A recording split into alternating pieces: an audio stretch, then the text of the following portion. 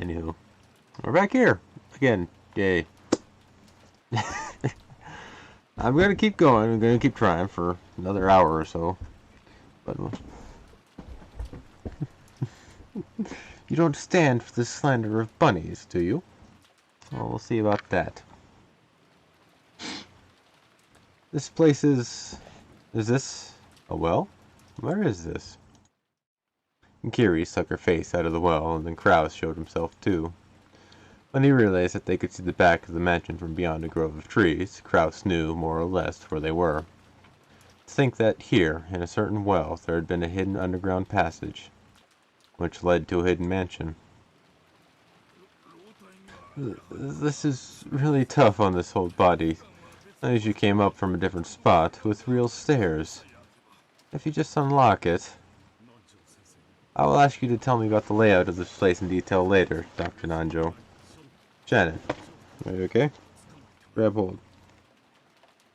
I was warming up in the meantime while I was waiting for my power and internet to come back. I'm fine. Cannon-kun, quickly. Cannon climbed up a ladder out of the shaft that was disguised as a well. It was probably quite deep. When he looked down, for the first time, he realized how far he'd come up. Nihi? Firing.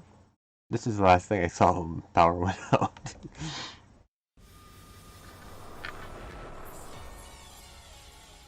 Bang. As Cannon was about to finally crawl out of the well, a hole the size of a basketball opened up in his chest. Everyone there looked through the hole in Cannon's chest to the scenery beyond. Cannon-kun. It's,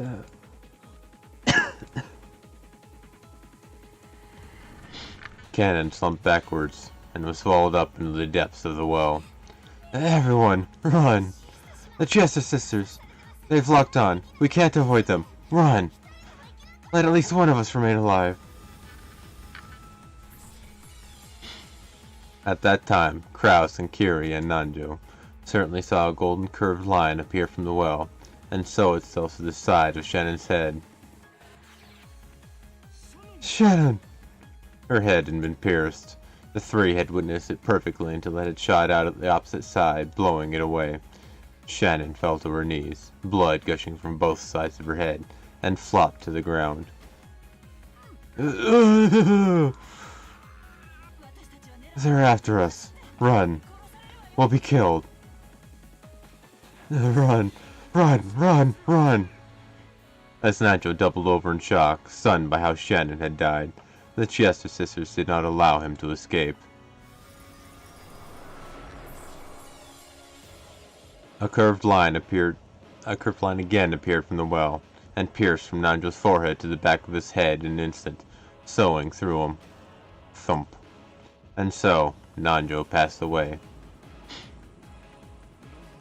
What the? Why? Where's the enemy coming from? We're being sniped. I don't know where from, but they phoned in on us perfectly. Let's escape into the mansion. Block their field of vision. The two dashed toward the backside of the mansion. Then, right as Kraut was about to shut the door behind him,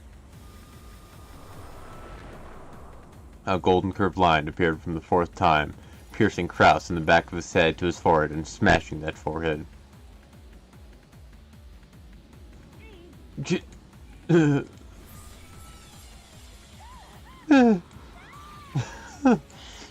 Kraus's body leaned over, fell down, and drew a neat radial pattern with the insides of his head. Kiri ran wildly through the hallway, flew into some room, and locked the door. But even so, she wasn't even remotely convinced that this had saved her life. She would probably die soon. This was apparently one of the guest rooms. At that moment, Kiri's eyes fell on a phone on a side table.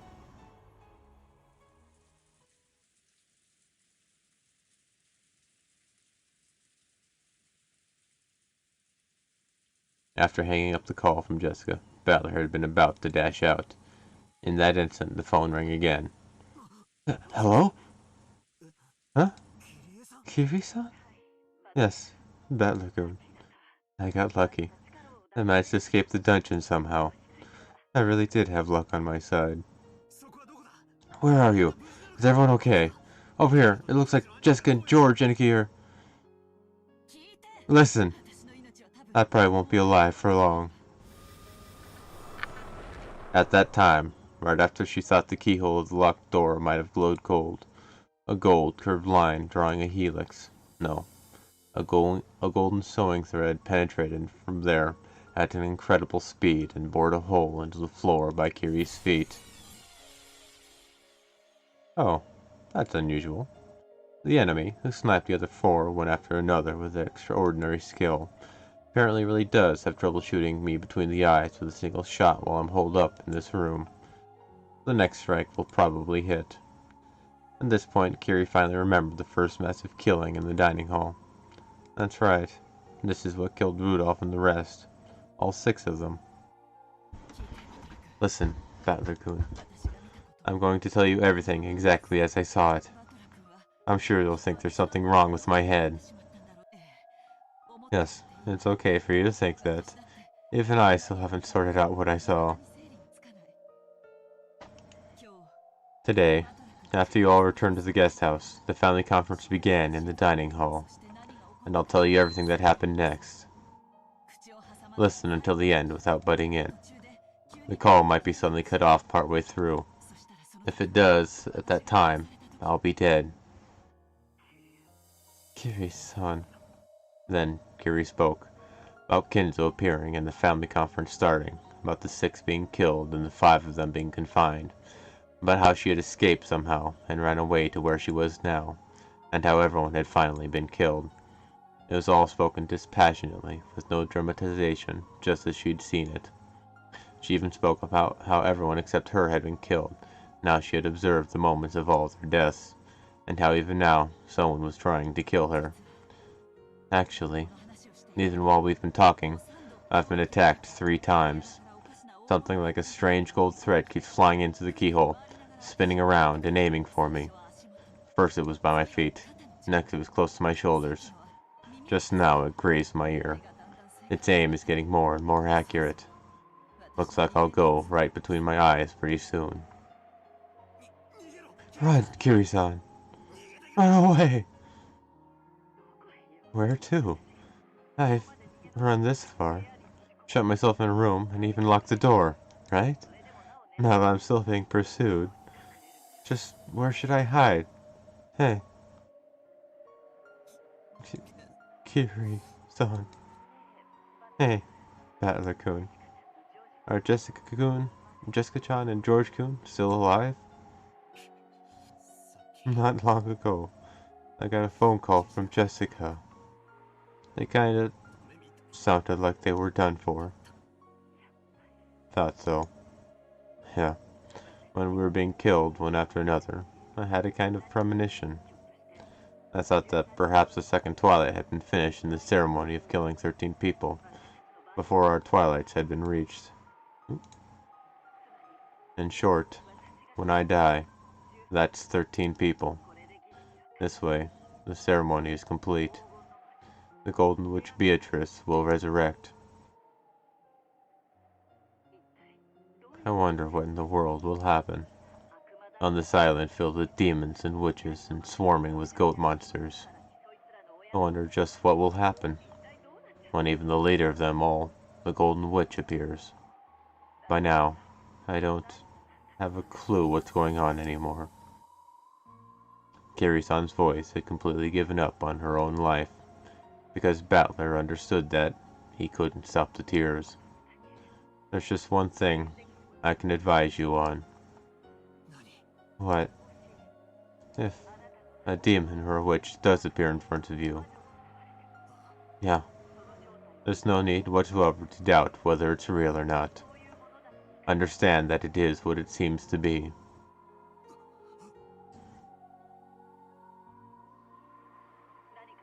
You might think there must be some trick, or that there's some true nature hidden behind it. If you have the time to think of something like that, it'd be much more constructive to plan out how not to damage the mood of whatever you're facing. Even mistakenly, you must not say, in that case, try showing me magic. Because to prove that, They'll probably use it in an even crueler way than before, to show you. Yeah, I'm pretty definitely sure about my belief now. I can't believe it. Even if I hear something like that coming from your mouth, I can't believe it. I understand. I understand why you can't believe. So, that's why I can give this advice. Believe. You're telling me to believe in Beatrice, and demons, and witches, and monsters? Even after being shown things not of this world so clearly, I think we still weren't able to believe any of it. I'm still like that now. The true form of this thing that keeps attacking me, trying to shoot through my forehead, is something I don't understand, and I can't believe it. So, I want you alone to believe, to understand, to accept the existence of what we couldn't accept. If you do that for me, our deaths won't be wasted. It'll also have been worth it for me to make this phone call.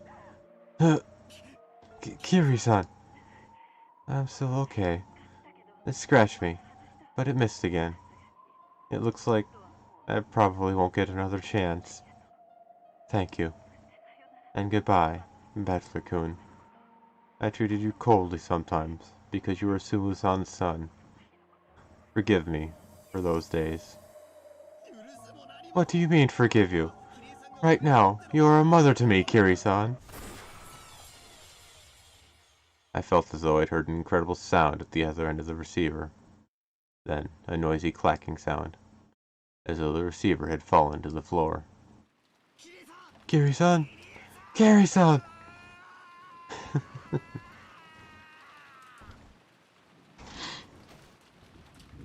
Kiri-san did not answer to the phone again.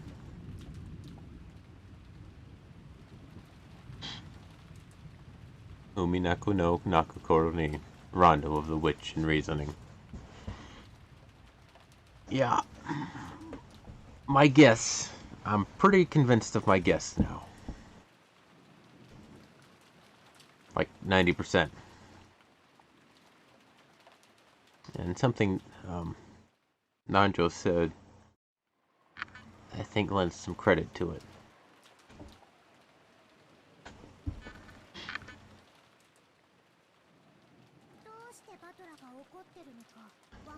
I don't know why you're mad, Bachelor. You don't? Everyone was killed by that damn geezer who was saying something crazy about Beatrice's resurrection ceremony or whatever. So, by now, 13 people have been offered as sacrifices. And it's already time for Beatrice to revive, right? Sure, that sounds great. I'll find Beatrice too and kill them both. We survived the ceremony. So, we'll receive an invitation to the Golden Land from Beatrice. Over there, all wishes will be granted.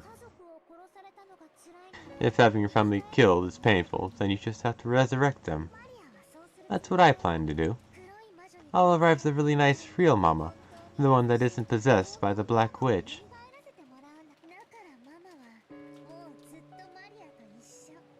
Cause of the tragedy, huh? But Mama will always be with me. There won't be any more overtime, or working on days off. She'll always be with me, and think only of me. And she'll always fight against fearsome enemies for my sake. There's something wrong with you. Why are you saying something so incomprehensible in a situation like this? Didn't Kiri just tell you, Battler? Didn't she tell you to believe in the witch? Fuck. This is no time to get in an argument with you over something like this. Now, there are no hostages or anything. Anyone left alive.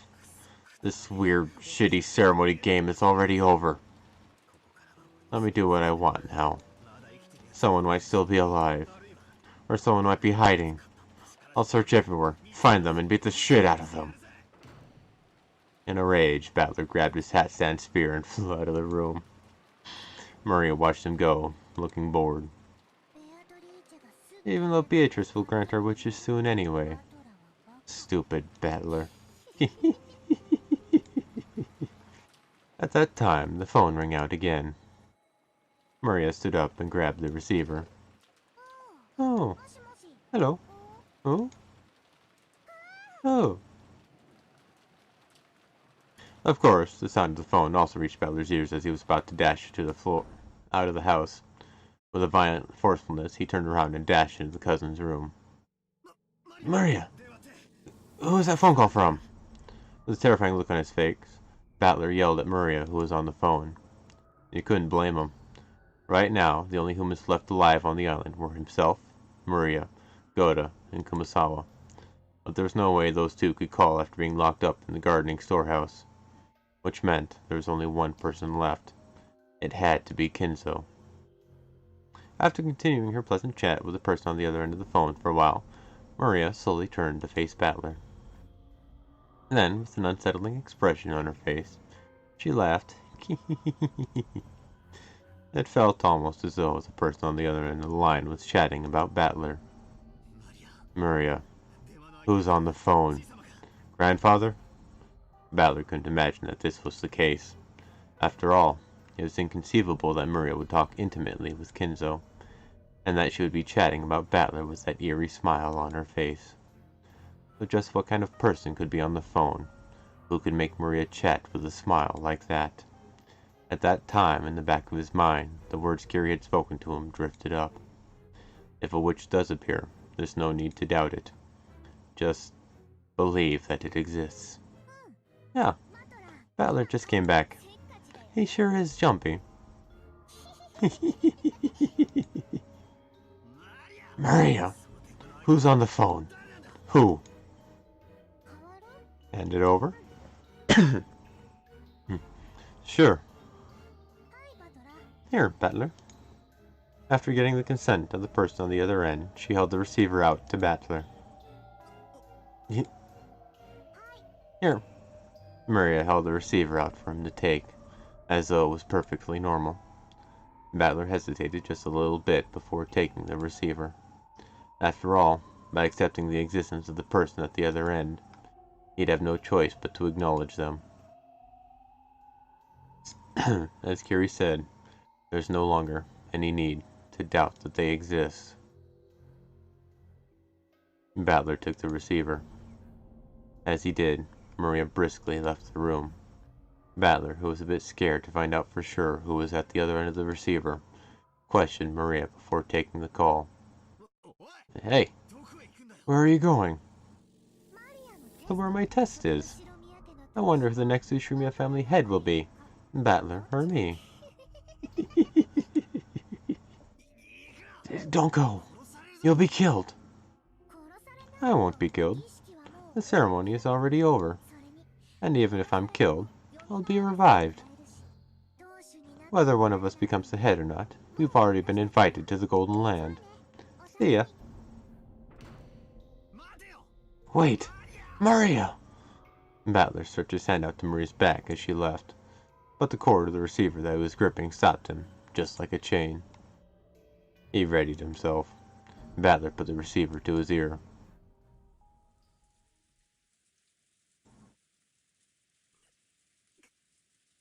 Hello? Congratulations! And I'm fine. And you?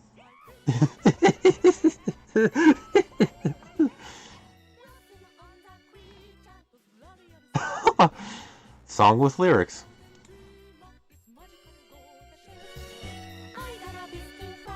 Screwed up, mocking English filled his ears.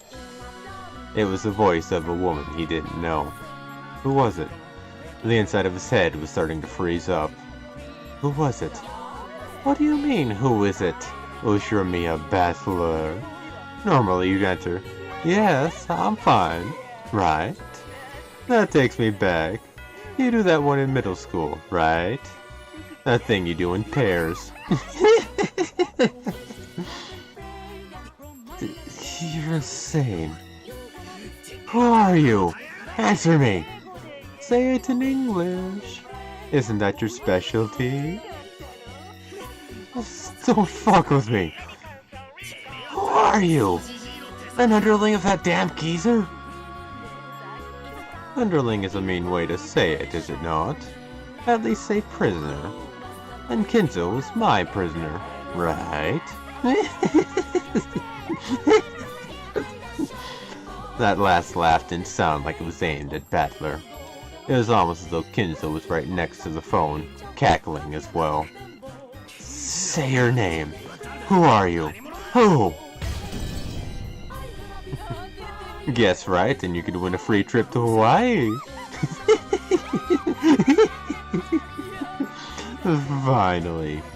Finally. It was so long. The days leading up to today were really long. I seriously waited 1,000 years for today. Get it? I owe it to you. My big resurrection. Thank you, Kinzo. Just for you, I'll lend an ear to that lass. I'll take that move back of yours. My, aren't you getting a tad too excited? Couldn't you act a bit more ladylike? Kinzo and Beatrice sat facing each other over the chessboard on the reception table.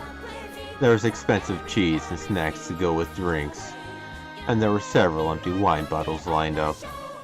As Beatrice rolled around on the sofa in an unseemly way, she happily held a wine glass in one hand and was probably completely drunk.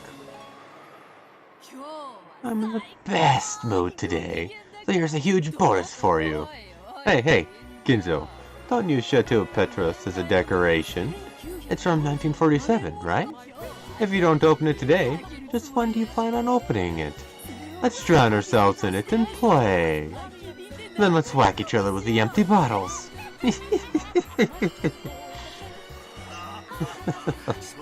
Oh, music. You're too excited. And you're letting loose too much. And what about you, Kinzo? Aren't you happy to be reunited with me? It's the living world. The earthly world. Long live my flesh.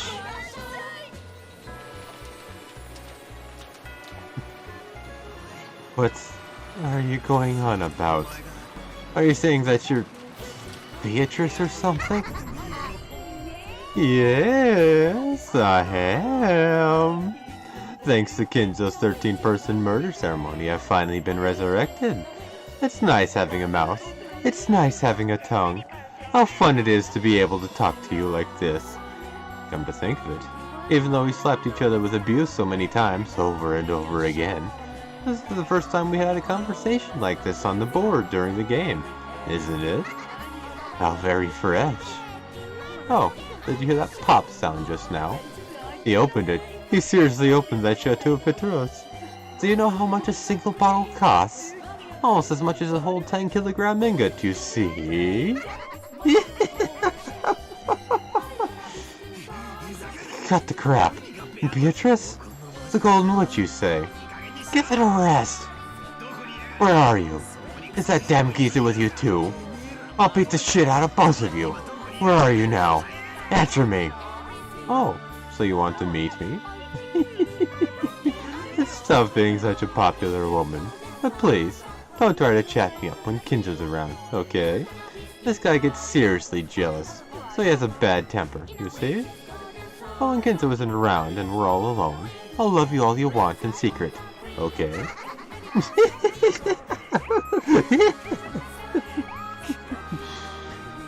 You're insane. Kinzo, I've changed my mind. I won't do Maria's test. You go. How fickle. So, are you saying you'll do Battler's test? Nothing wrong with that, right? That guy's so much like a younger you that it makes my heart race. Don't worry, I won't cheat on you. This will be the only time I'll be alone with him. I'm always alone with you in bed, right? But no more tying me to the bed with a collar, okay?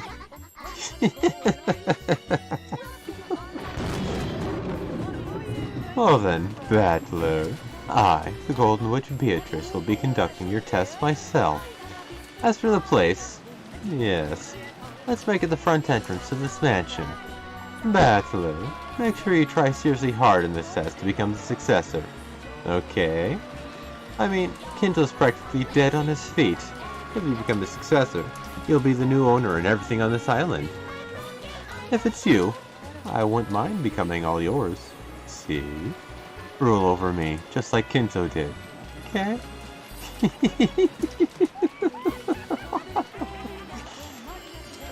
The front entrance to the mansion? Perfect. You drunk bastard. I'll sober you up. I'll fix that hangover with a burning punch. Prepare yourself. Battler impulsively slammed the receiver down. There's no need to talk through it anymore. I'll meet her face to face and settle this.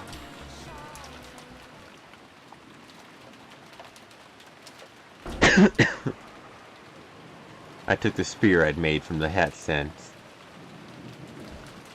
Can't argue with having something, but I went outside with even an umbrella. It's hard to imagine that the young woman calling herself Beatrice is waiting for me alone. I should probably assume that, as Godasong and the rest said, she'll be waiting with supporting troops. Going alone would be too reckless.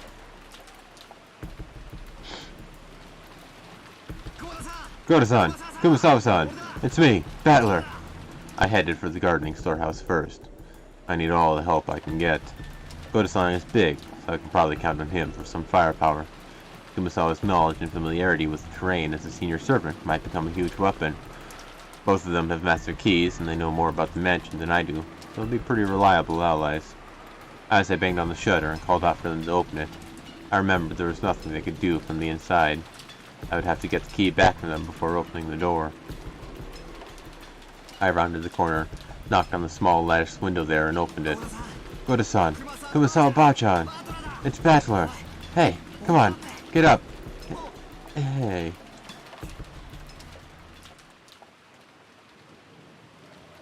The scene in the shed, lit by a dim light bulb, was very strange.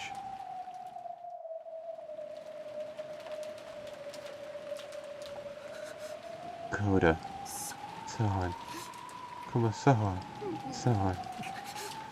From a low ceiling beam hung two thick ropes, and at the ends, Goda-san and Kumasawa-san were hanging by their necks. It was dim and cramped because of the various pieces of equipment strewn about, so I couldn't make out the situation clearly. But when they showed not even a tremor after I called out to them, and because of the way the loops around their necks seemed to carry the full weight of their bodies, I could sense no trace of life from them. You've gotta be kidding me, right? Why? The shutter was still closed, and there was only a single key, which had supposedly been given to Goda so he killed. If this is the suicide, that way, this closed room makes sense. But I don't know why they would hang themselves and commit suicide. Feebly, I slumped down on the spot. Now, the only humans alive on this island are me, Maria, and that damn geezer. No, there's also that insane woman calling herself Beatrice. There's Maria, who had acted like the witch's ally from the beginning, and that geezer, the ringleader who revived the witch. And the witch herself. What the hell? By now, I might as well be the only one on the island.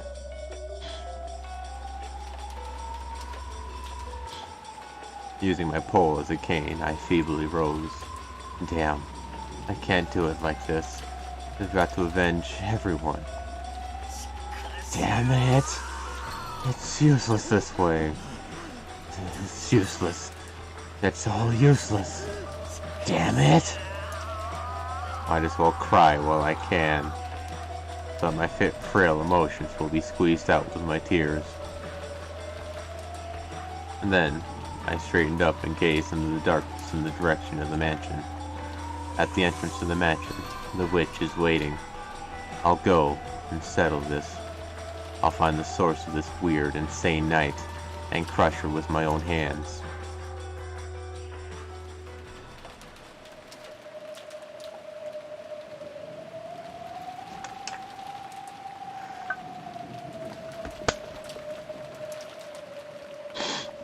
Amidst the pouring rain, I walked through the rose garden without an umbrella, letting myself get soaked. I could see the arbor on the other side. According to Jessica, it seemed that George Anarchy had also been killed. Well, by this point there's no need to worry about the lives of any hostages. I left the path, aiming for the arbor. Then, I saw George Anarchy's weather-beaten corpse. Anarchy. Damn. The corpse was in front of the arbor. If he had died under the arbor, he might have at least been spared being beaten down by the rain. In Anarchy's forehead was a gaping hole, as though he'd been shot with a gun. Perhaps because the rain had washed everything away, his face wasn't covered with blood, but it looked almost like he was sleeping. However, his clothes were stained a deep red, and there were still signs that a large amount of blood had flowed out. How happy I'd be if he were sleeping, or else pretending to be dead. But even though the rain sprayed against Anarchy's eyes, they remained open. And the hole in his forehead was no joke, but absolutely real. There had been a faint chance that even Goto-san and Kumasawa-san, hanging by their necks in the guarding shed, had been them playing a bad joke. But that naive possibility had now been completely denied.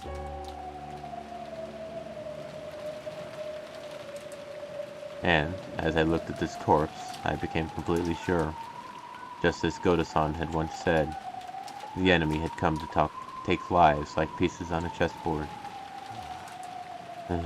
There's no mistake. It seems that old geezer and the witch really don't view our lives as anything more than that. That damn witch said something over the phone. Something about us being on the game board. Perfect. I see. She thinks this is a game. Then, if you killed everyone like it was a game, it's okay if I kill you all like it's a game, right? Prepare yourself, Beatrice.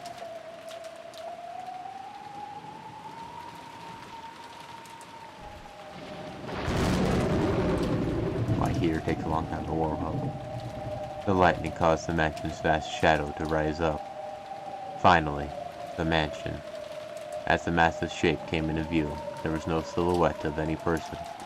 It seemed that there weren't any underlings waiting for me in a pack, or anything like that.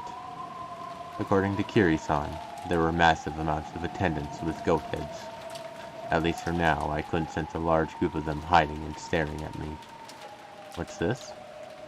Beneath the roof of the entrance, there's something set down. What is this? A box? It looks like the kind of small box that girls often keep trinkets in. Or maybe it was the same kind of extravagant cigar case you'd find in the reception room. Either way, it didn't look like something that should be here. It clearly looked as though I was being told to open it. But for some reason, opening something being offered to me was irritating. However, it didn't look like we'd get anywhere if I didn't open it. Could it be that it set up some trap to make it explode when opened? Thinking things like that, forgetting even to come under the overhang, I continued to glare at the box, still beaten down upon by the rain. Then, mixed in with the thunder, was some kind of music? It sounded like that. It was the tone of the big clock in the hall announcing midnight. It was also a sound announcing that this insane day, October 4th, had finally ended, and that the much more incredibly insane day of October 5th had begun. That sound quieted, and I could hear an eerie laugh coming out of nowhere. I got the feeling that the voice was coming from the heavens, and I looked up at the sky.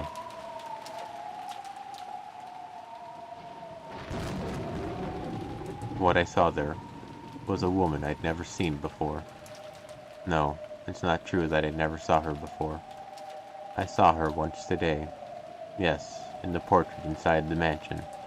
The clothes were different, but that face was just like the witch of the portrait.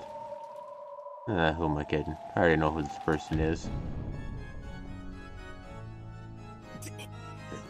Are you Beatrice? Yahoo! Bad luck! From the second floor balcony, leaning out under an umbrella and waving high-spiritedly, was, without a doubt, the witch of the portrait, Beatrice. Was it planned for the boss to take a bird's eye view and let the goat underlings torture me to death? I adjusted my grip on the spear, and, imagining goats creeping out of the nearby shadows, and the entrance and surrounding me, I raised my guard in all directions. Be at ease, there's no one here but you and me, see? No goat furniture, no demon butlers or teacher, not even the demon who's my close friend. And there's none of the gold butterflies that compose my flesh, no magic circles, and no summoners as witnesses. Do you know what that means? No clue. Quit babbling. It is true that I have met you several times, even in this world.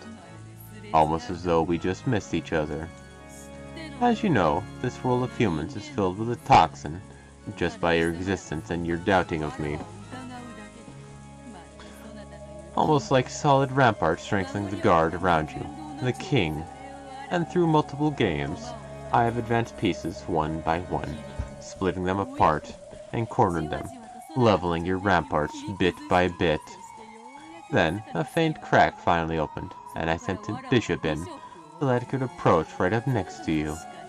But as you know, bishops are pieces with blind spots. As long as you stay on the black squares, a bishop on black can wield a massive influence. But if you escape just one step to a white square, even if I close in right next to you, I will not be able to touch you.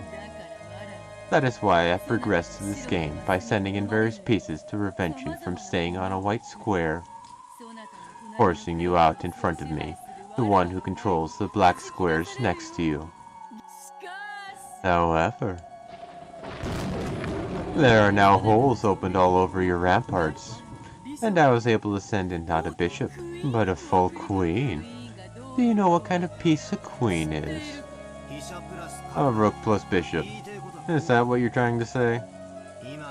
That you not only control the black squares that are part of the illusion of the witch, but have been able to eat into the white squares of the human world at will. That is correct.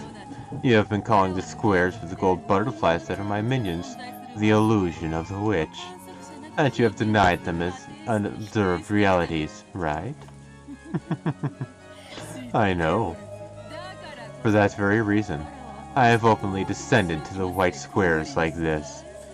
Do not worry, I'll call plenty of gold butterflies and goats, demons and witches later. If you wish, I'll invite you to the Golden Land. There, any wish can be granted.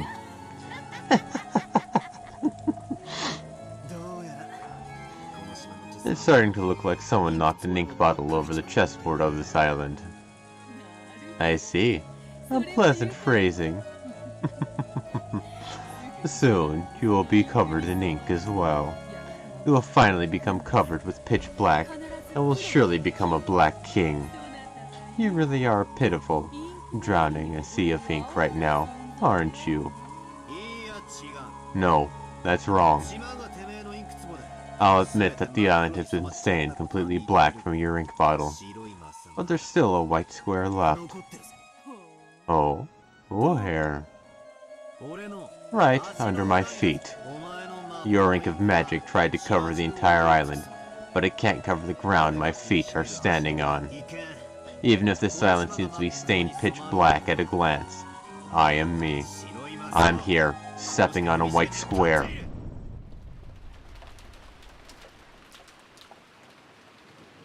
It's strange. Until a second ago, I was shivering all over. But now that she's appeared openly right before my eyes like this, my terror has actually lessened.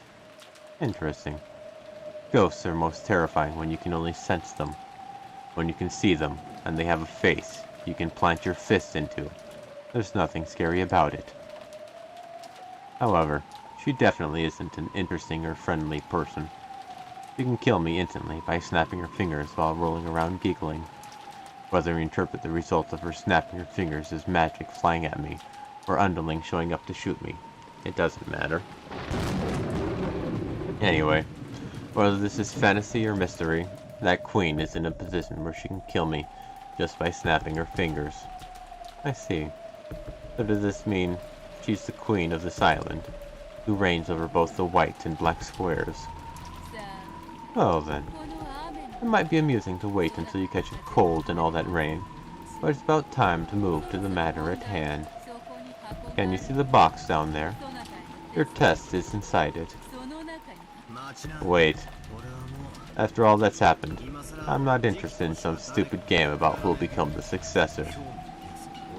My game is to take you and that damn geezer, and all of you guys who killed everyone, and smack them with a Gion punch. One of those face crushers. Oh, so you'll fly through the air up to my balcony. Very well, very well. Then look, come on, right now. Here, hop up. Damn you, acting so carefree just because you're in a completely safe place. I'm coming over there right now, so prepare yourself and wait for me. Yeah, no. The door is locked. Of course the shutters are down for all the windows. My castle isn't so fragile that a single knight like you could break in. I tried opening the door to the entrance anyway, but it really was locked. When I looked around, I noticed that the shutters were closed on the windows after all. Normally, those wouldn't be closed.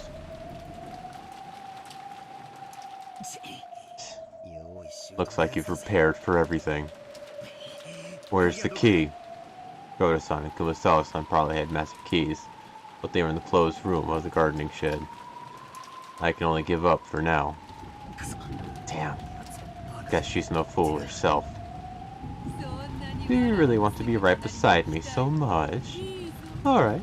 If you impressively pass your test, why don't I grant you an audience? If you pass, then you'll become the successor and my new master.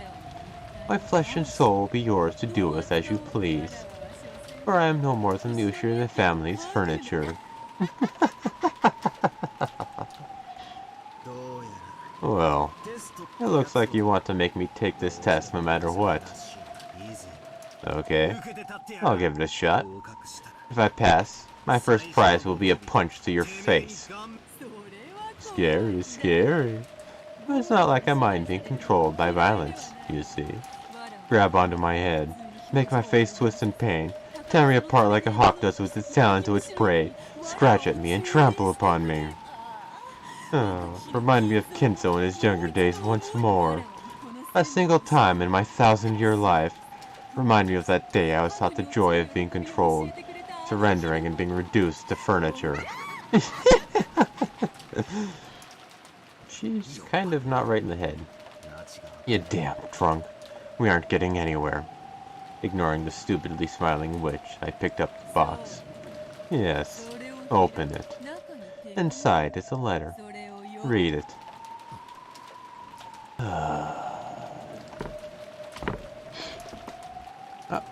Sorry, that was a internet outage for a second there.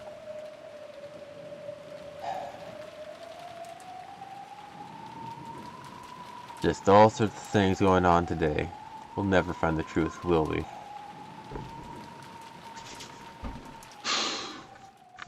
Oh, come on, internet, stabilize. Oh, I might need to do that. Give me one sec. Nope. It's good, I guess. Okay. We're back. Yeesh. I opened it. There's this faint smell of cigarettes. Apparently, it really had originally been a cigar case, but there were no cigarettes or cigars inside. Instead, there was a Western envelope with a one-winged eagle crest, and when I opened that too, there was a letter inside. Hello. I looked up at the witch. She was grinning down at me. It seemed she was looking forward to seeing what kind of reaction I'd have to the contents. Damn, just perfect. Its contents were something like this. Among the 3 mentioned below, in order to gain 2, sacrifice 1. 1. Your life. 2. Blank's life. 3. Everyone else's lives. If you do not choose 1, all of the above will be lost. what's this? Some pretty creepy stuff's written here. More importantly, the second one's blank, so I don't even know whose life it's supposed to be. Indeed. That second one is where you put the name of the one the test taker loves the most. For Jessica's test, it was Cannon's name, and for George's test, it was Shannon's. Since they had obvious feelings for certain people, those names were written in beforehand. But I don't know whom you have feelings for. So I didn't know whose name to write and left it blank. That's perfect. I love you, Beatrice. I'll stick your name in here. In that case, I'll choose the second choice. Happy now? Hey, quit joking, quit joking. Hey, please, Battler. Tell me the name of the person you have feelings for. If you don't, then this won't be a test, right? Sorry, I don't have any girl in particular. Even if I did, why the hell would I tell you? In that case, this test will not work for you. What a shame, what a shame. And I was really wondering what kind of woman was your cup of tea. What would you do if I said I like flat-chested lollies with long black hair? That wouldn't match you at all, right? Lies, you breast sommelier. Blonde and bouncy is best, right? Am I not truly the embodiment of your ideal? If guessing your 3 sizes is the test to become the successor, I'll take it gladly. Ah, yes. This was the test to choose the successor, wasn't it? It was so fun chatting with you that I've been getting a bit off topic. Then let us begin the test. I will question you to see whether you are qualified to be the successor to the Ushimiya family. Headship. Answer with care. The witch, who had been joking around like she was drunk until a second ago, suddenly regained her dignity. She looked as though she truly had stepped out of that majestic portrait.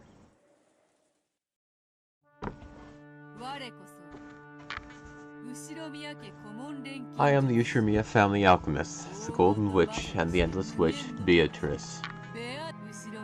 Do you have the qualifications to inherit the Ushimiya family and all of my gold? That is what I will test. State your name. Ushimiya, Battler. When faced with the dignity you wouldn't have imagined from her appearance a short while ago, I answered without any hesitation. And from that, yes, I see. I can tell why she's worthy of calling herself the true queen of this island.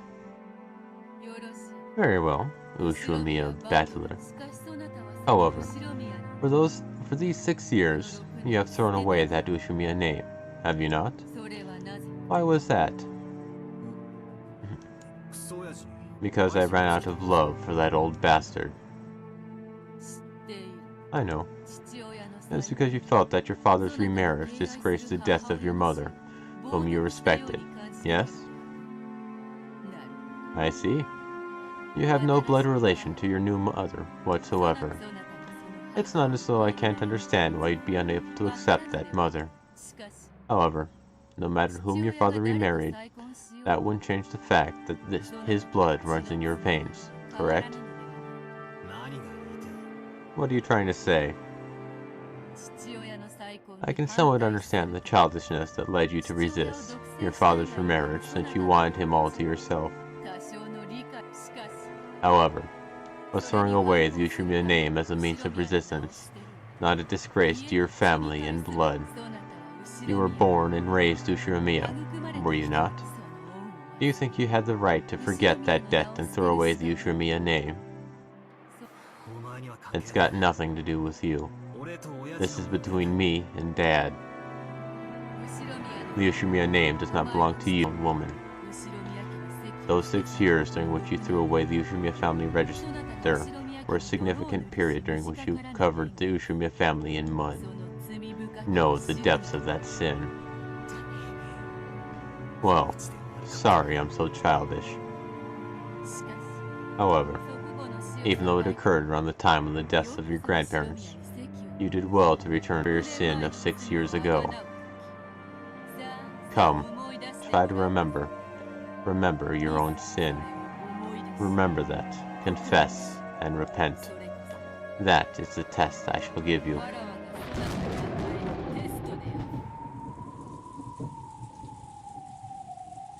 just noticed the spikes. At that time, a massive thunderclap rang out, making my mind go blank. What do you mean? Repent. Are you trying to tell me to apologize? The test has already begun. You may think as you wish. The witch's expression did not look like a person forcing a tough question on someone and sneering at them. She was asking seriously, and you could even sense a quiet determination. Even though the rain fell on Battler, he did not shift his eyes from that gaze. The witch threw her umbrella away. She abandoned herself to the falling rain, so that the rain would fall on her until Battler answered that question. She had chosen to let the rain fall on her as well, until he reached an answer. For some reason, Battler understood that, and yet, he didn't understand. Well, if you put it that way, I do think I was being childish. All things considered, even Dad getting remarried didn't cancel out the debt I owed for him raising me. I hear that Dad always kept on paying for my living expenses, and that he even said he wanted to participate in school events. The only reason he couldn't come was because I told Grandpa and Grandma not to let him come, no matter what.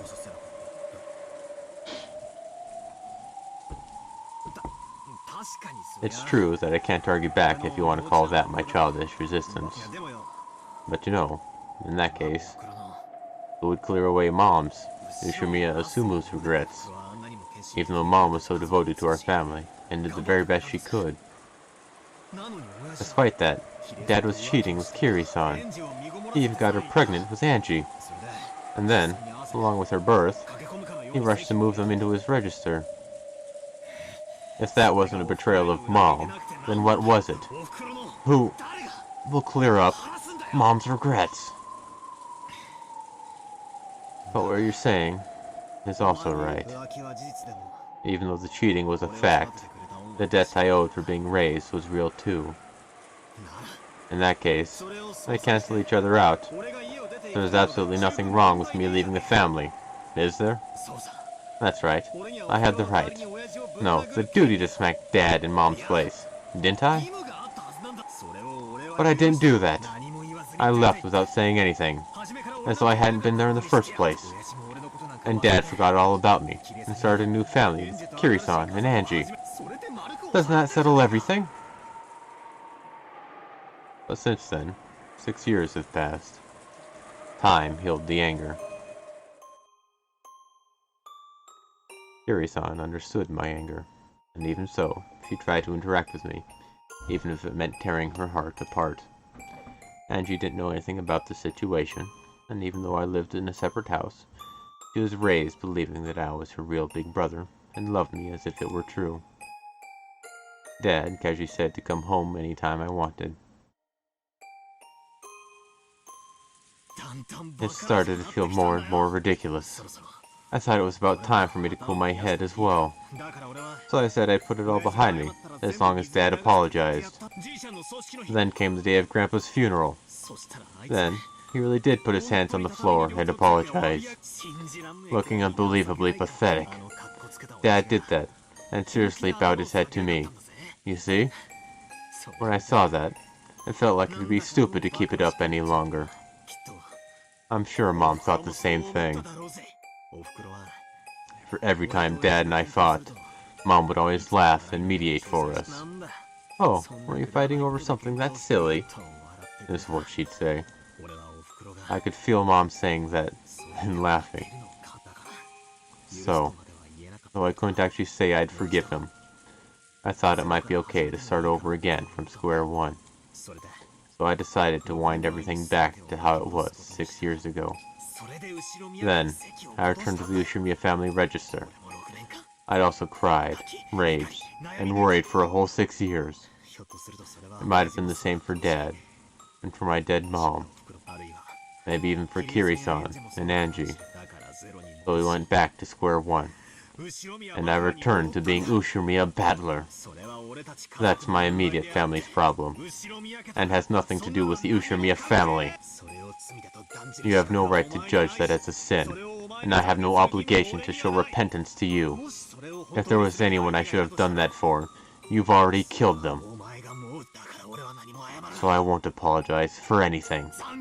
I won't repent. That's my answer for this test.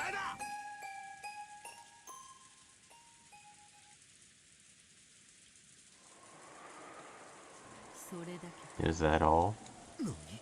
What? Part of me had fully responded to her provocation, and I'd supposedly vented out all the stuff I'd kept inside my chest. Stuff I hadn't wanted to show anyone. That was what the witch had supposedly been expecting. And yet, the witch's blank expression didn't change in the slightest. I'd been sure she'd start cackling and guffawing, sneering at my childish, foolish, and shameful past. But to the contrary, I could feel a sense of disgust about her. Something you could almost call disappointment. What do you mean, is that all? I've exposed everything about me, right? What more could you want? That still isn't enough to clear away your sins. Clear away? What the hell are you asking me to... What the hell? Are you asking me to prostrate myself right here and apologize like Dad did? That's not it. I have no interest in matters concerning your immediate family, or your home. Where are we? Rokkenjima, the main residence of the Ushimiya head family. Isn't there a sin you ought to remember, fitting for this place? Are you saying that I have another sin? Remember, Ushimiya Battler. Not being able to remember, that is your sin. For that reason, I shall forgive you. If you can remember it, I shall forgive you. Remembering that is my test of atonement for you. Even if you tell me to remember,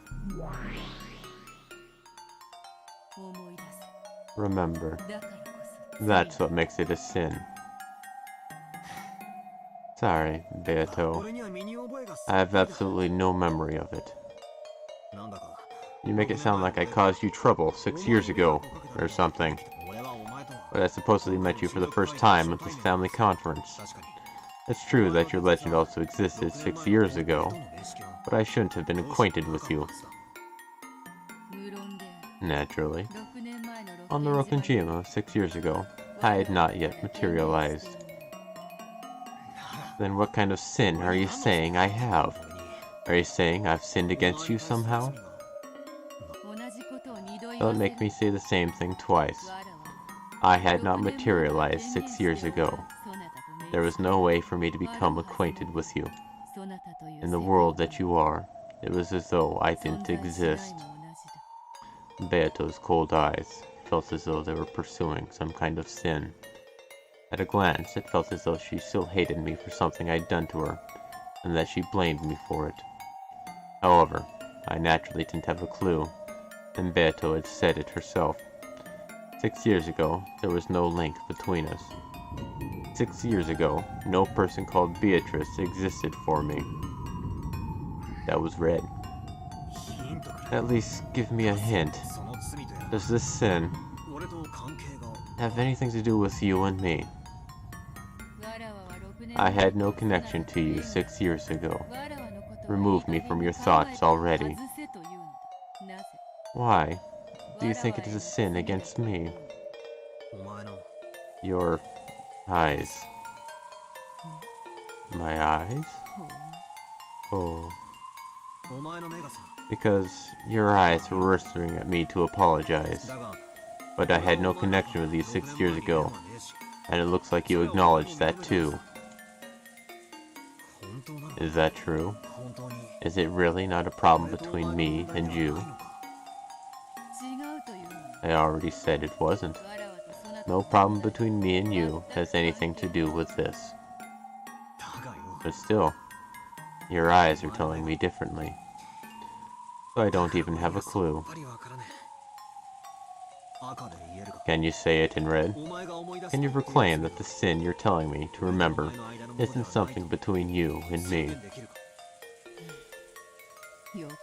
Very well. The sim I am now demanding that you remember is not between Ushirima Battler and Beatrice. Then, why are you looking at me with those eyes? I don't know. I'm simply gazing at you blankly. If it feels that way to you, perhaps there's something making you feel that way. What kind of sin are you saying I have? Ushirima Battler has a sin. And I'm asking you what kind. I'll bet it's just some trivial sin like hitting someone or tricking someone.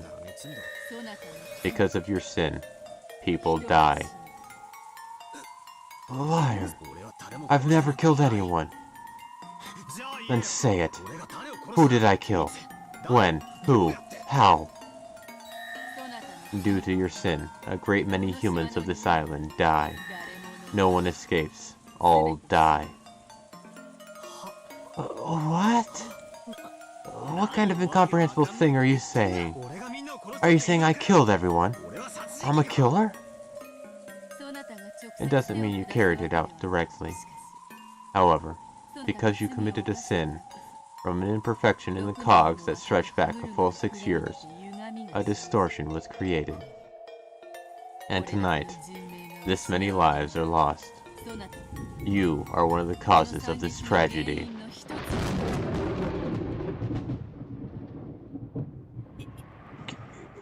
Quit messing around. I'm the cause? Then what? Are you saying 13 people died because I abandoned the Ushirima register 6 years ago? Are you saying that 13 people died because I came back to the Ushirima family after 6 years? Don't fuck with me! Give it a rest! For these 6 years, I've been the man farthest from the Ushirima family, right? How could I have influenced anything in any way? It's not like I came to the family conference because I wanted to, right? I'd returned to my family after 6 years, so to make up for that lost time, I came to Rokkenjima reluctantly. It's not like I had some duty to cover here today. I came back, and because of that, a massacre occurred? Then what? Are you saying that if I hadn't, this massacre crime wouldn't have occurred? There's no way you can say it, because you're the culprit for everything. Repeat it. If Ushirima Battler hadn't returned to Rokkenjima, this crime wouldn't have occurred. If you can say it, try saying it. Can't do it, can you? You can't say it. The culprit is you, not me. Don't try to rub that responsibility off onto me. Answer in red. Try to repeat it. You can't. My existence has nothing to do with the crime. Quit saying incomprehensible stuff and trying to confuse me. I began to remember the coldness of the raindrops that kept pounding down. The rain earlier had just hurt, but now I felt a tormenting cold from those raindrops. Is there nothing that you remember? Sorry, I don't even have a clue. Hey, I'm starting to get a little pissed off. If there's something you want to say, then say it. If you have a grudge against me, you just have to say it out loud. Don't do it in such a dirty way, forcing me to remember. I'll ask one more time. Can you remember any sin? No! I can't remember anything!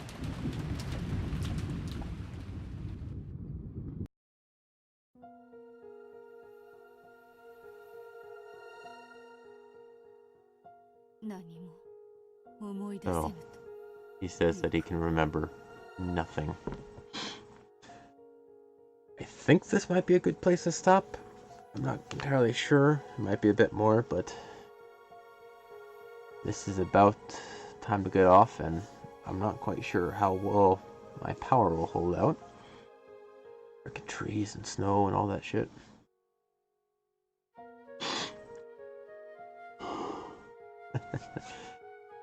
But yeah, it's getting cold and whatnot.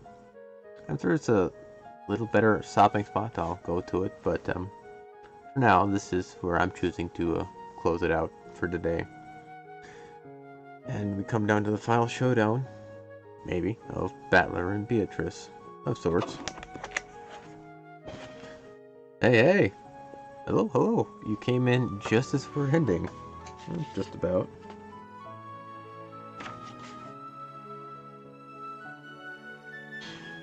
Oh, goodbye. I got the book. Implies nothing more complicated than the fact that anything less than love is not love. Love does not exclude, it embraces. If a person doesn't love something outside himself, then very simply, he does not love himself. Anyway, see you guys later. Power? Yeah, I had 2 power surges in the last 2 hours, which obviously cut down the streams, and I had to come back online. Yeah. Right there. it's cold in here. Yeah, anyway. That'll be it for today. See you guys later. I can't say tomorrow for sure, because I don't know if the power will be up for tomorrow. Any ideas about Battler's Sin?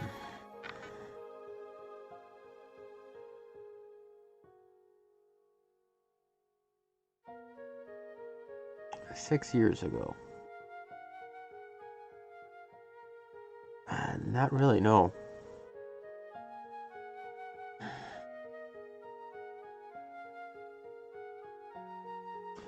My guess could be with the second hidden mansion. And potentially Beatrice there, but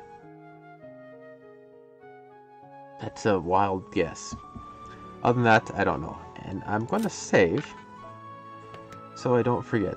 I had to have a temporary save in the meantime to try and get back at you. And we're almost at page 5 of the amount we can save. And this is with starting from first save file after swapping over the new one.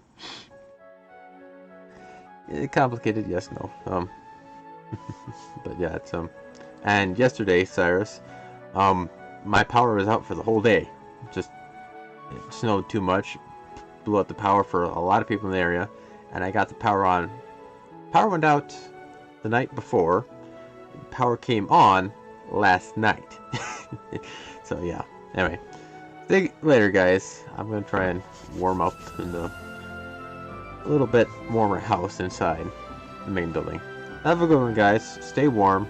Don't get cold and freeze to death, and stay out of the rain like these 2 idiots. It's not healthy. Not good for you. See you later.